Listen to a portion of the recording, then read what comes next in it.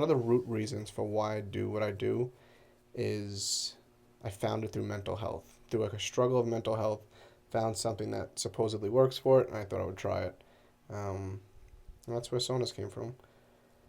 Doing research years ago, found some benefits and some mental health research.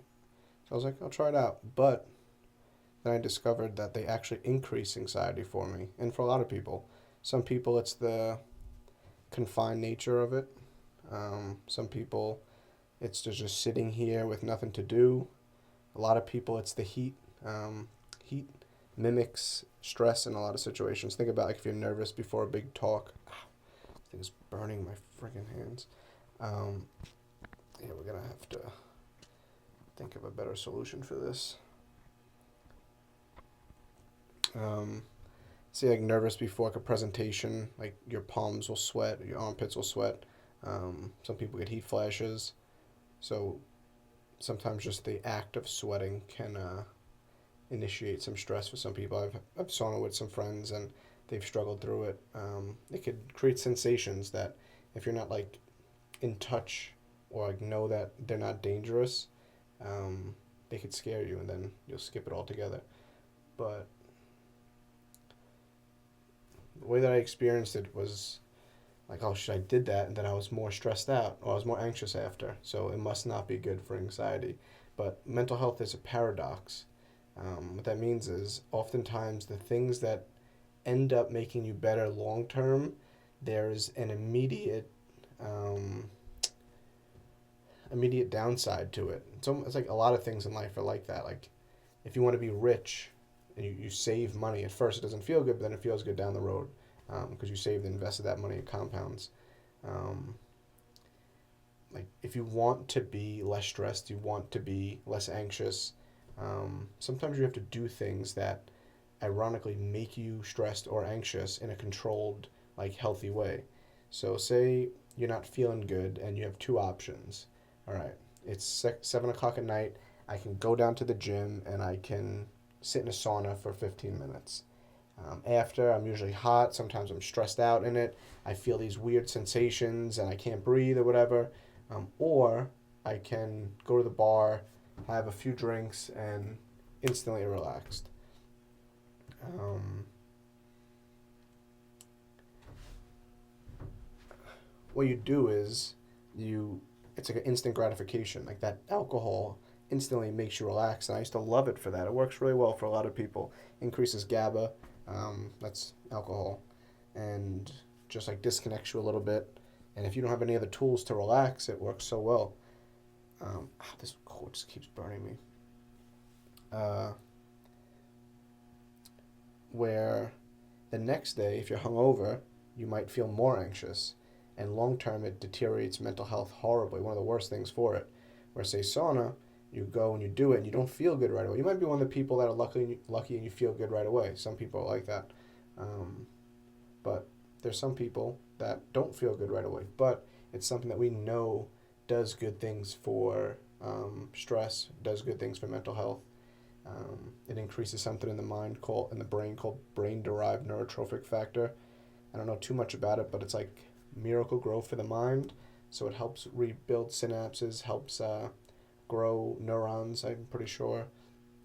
So you're doing good things for your brain, and you're just having like a stress response to the heat, which like that same thing that used to stress you out, you'll learn to like. And this is just if you're one of the people that get more anxious or like it doesn't sound like something that's immediately having like that calming effect. If it does have that calming effect, awesome. You now have something else in your toolbox to use to relax at night or any part of the day instead of reverting to things that um, have like a downside to them. Sorry if I'm not talking so clearly. It's kind of hard to stay sharp in a almost 200-degree room. Also getting burnt by this mic wire. And I obviously know that it's very difficult for a lot of people to sauna. They're not easy to come by, especially in America. If you're in Finland, it's very easy. Everyone has them in their house. Um, I think there's like zero point 0.6 or 7 per capita. It's like insane. I think there's more. saunas than cars or something crazy. Like everyone has a sauna. It's like in America, every house has a bathroom. In Finland, when they're building, they just put a sauna in because it's not a real like it's touted as this like luxury thing, but it's really not that crazy. It's a wooden box, and there's just a space heater in it. That's it. Um, and a lot of people make them like these luxury add-ons. But if you're building, or if like there's DIY ways to do it, but this is I think a really cool value. I don't know how much they're still available, but I got this sauna from mysaunaworld.com, and the manufacturer of the sauna itself is Almost Heaven Saunas, and it's 100% cedar sauna. You'll see good deals on saunas, and it'll be for two reasons. One, it won't be cedar. Cedar is naturally antimicrobial and antifungal, so it's like they'll put it in nice closets and stuff. It prevents the growth of mold, and it's also insects don't like eating it. It's the perfect wood for a sauna, and I really would be careful using any other type of wood besides cedar for just mold. Like oftentimes saunas become a mold hotspot. That's why there's towels on the wood, and we don't sweat on the wood. We always sit on a towel, a cotton towel, and only sweat on the towels, and we wash the towels. So the wood stays dry. Then we get out anything that went through that was damp. It doesn't have the body oils. It doesn't have dead skin cells. It doesn't have all these things for mold to grow on, and also stain in the wood. So always sit on a towel. This sauna is a year old. I've had other ones that were older, and they look brand new. So sit on a towel, sweat on a towel, and then just wash the towels. Same thing for the feet and the floor. We put a towel there on both. If you are curious about this hat, this is a sauna hat. I think maybe they started in Russia. I forgot what they're called exactly, but I just use it to protect my hair. Heat's terrible for hair. It's also good to like protect the brain a little bit from getting too hot because the head is in the hottest part of the sauna, and you want more time to go by for your whole body to heat up, your core temperature to get up there. You don't want to just overheat the head. So it helps insulate the head a little bit, and if you have any hair, definitely does a good job protecting the hair. A little wool insulation. Um, but yeah, like I was saying, if you see cheaper saunas, it's because they don't have cedar. So once you check that box, the floor gets higher. And then the other box you'll see is, or the other reason they'll be cheap, this thing's burning the shit out of me. Oh my God. Um, is their infrared saunas. And I've never actually used an infrared sauna just because I haven't had access to one. And there is some decent research on them, and they do have a lot of the same benefits as a traditional sauna. A thing that they're missing is they don't get that hot. So the technology is different. It uses like the type of wave is like radio waves, almost like a microwave a little bit, but they try to use low EMF ones. I don't know the science of that. Every time you talk about EMF, there's a million people screaming at you. It's the worst. It's no big deal. You could strap a million cell phones to your head. It doesn't do anything. I don't like to get into it because I'm not a scientist. I err on the side of caution with EMF, and I just shut my phone off at night, put on airplane mode. My Wi-Fi is on a timer at night because I don't use it at night, so it just shuts off. I try to reduce it, but infrared saunas can have EMF, but they also don't get that hot temperature-wise. So a lot of the best research on saunas were done in Finland, and they're big, long studies. They're great. They're referenced by like most of the world's leading health experts, and it's because they're such solid, big population studies. And the temperature was like on average 176 at least degrees Fahrenheit. I don't know what that is in Celsius, but infrared saunas just don't get that hot. So with a traditional sauna, you're getting to the temperature that the biggest studies have been done on. So like we might find out more about infrared saunas over the years. They might become a bigger thing, but this is just heating the body up, just using some use fire, this one use electricity. It's burning the shit out of me. I have to figure out a better way to do this, but so yeah, if you see a cheap one, that's why. Not cedar, and it's infrared. Here's my new setup. So if you're looking for a sauna and you like the ideas of things you've said, things that you've heard about them, and you want to go cedar and traditional, it's kind of hard to get one that is less than $5,000. It's in a very expensive floor. It's partly because the wood is so expensive.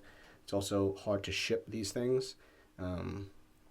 The heaters themselves, just like an entry level Harvey heater, is like $1,000, maybe one for $800. But look for used deals on Marketplace. Just check for mold if you can. But a lot of times people get these, they don't use them. They don't know the real benefits to it. They don't know that, like, if I use this a few days a week, the reduction in all-cause mortality drops significantly. I think it's like 40% or something. The rates of Alzheimer in those people and dementia drop by like 60%, just crazy numbers. This isn't a super science-heavy place. I don't want to have to go look that up. You could all look that up.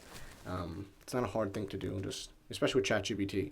Like, give me the top 10 stats on why to sauna, and I'll give you all these studies. But they're out there.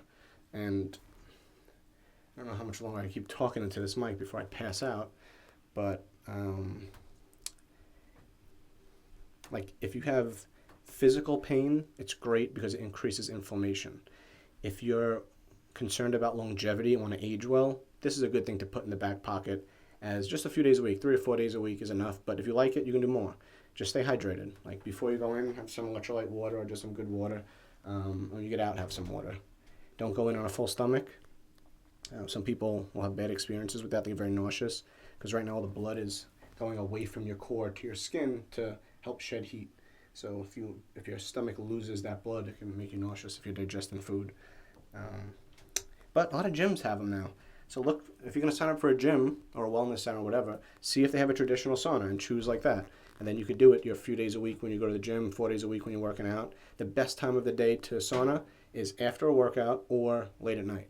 So like a few hours before bed, it helps relax and initiate sleep by preheating the body, which sends a signal to the brain to cool the body, which you need to initiate sleep.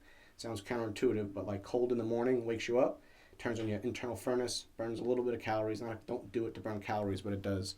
And then at night, oh man, you don't want to have to give a presentation in a sauna. I think there's a podcast like in a sauna. Very tough because when you're speaking a lot, you're not breathing correctly. And that's what I'll leave you with. The most important part of cold plunging, of a sauna, even exercise and marathon runners, is how they breathe. Like, you hear that shit all the time. I heard it all the time growing up. But I still don't know fully what it means, but I have a much better idea. Like, breathe in through your nose, out through your mouth. That's like one. Like, slow the breath down. Don't breathe fast. Try to take a slower breath in, like box breathing. A few seconds in, a few seconds holding. Long exhale, 3, 4, 5 seconds. In a sauna, if you're starting to feel uncomfortable, just keep coming back to that breath.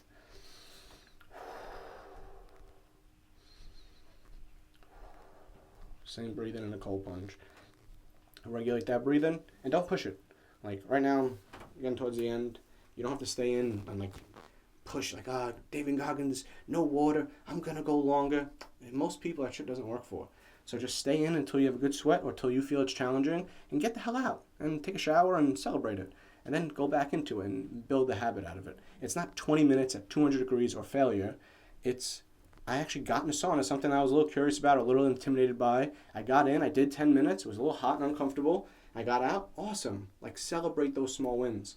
It's like the best-selling book on Amazon was for a couple of years about habit formation. Like, people have a really hard time making, breaking, sticking to habits.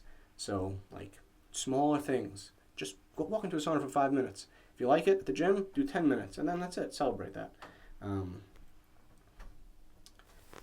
That's it for today. Made a good plunge, a short, decent workout, good showing on a listing for sale, even though I'm not a real estate agent, but I do play one in some of these hats I wear.